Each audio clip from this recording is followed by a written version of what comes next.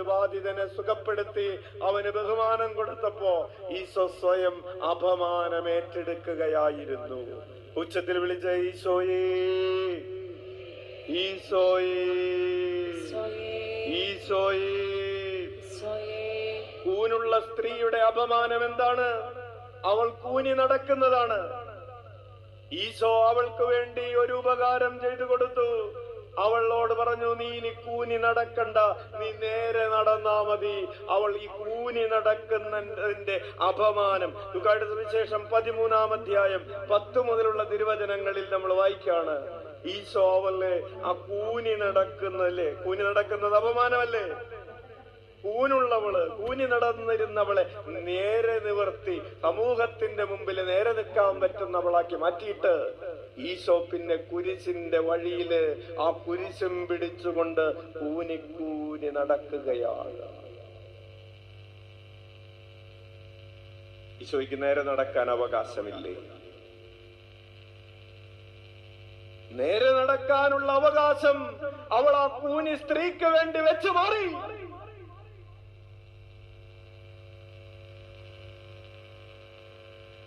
കൂനുള്ളവളെ കൂനില്ലാത്തവളാക്കി മാറ്റാൻ അവൻ സ്വയം കൂനുള്ളവനായി മാറിയെന്നേ.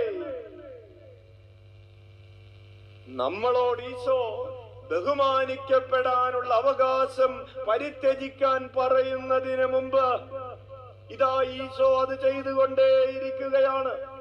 അതുകൊണ്ടാണ് നമ്മൾ ഈശോയെ കണ്ടുകൊണ്ടിരിക്കുന്ന, ഈശോയെ കേട്ടുകൊണ്ടിരിക്കുന്ന നമ്മൾ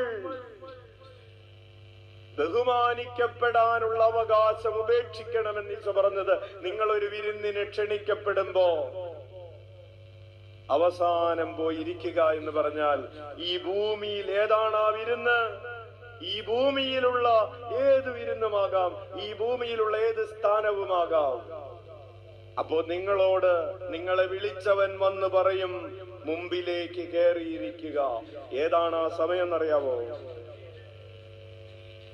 നിന്നോട് മുമ്പിലേക്ക് കയറിയിരിക്കുക എന്ന് നിന്നോട് ദൈവദൂതൻ വന്ന് പറയുന്ന സമയം ഏതാണ്? അത് അന്ത്യവിധിയുടെ സമയമാണ്.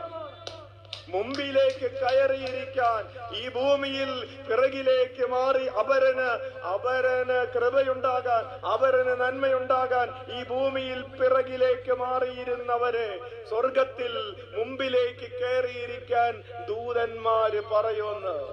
അപ്പോൾ നീ മറ്റുള്ളവരുടെ മുൻപിൽ ബഹുമാനിതനായി മാറും.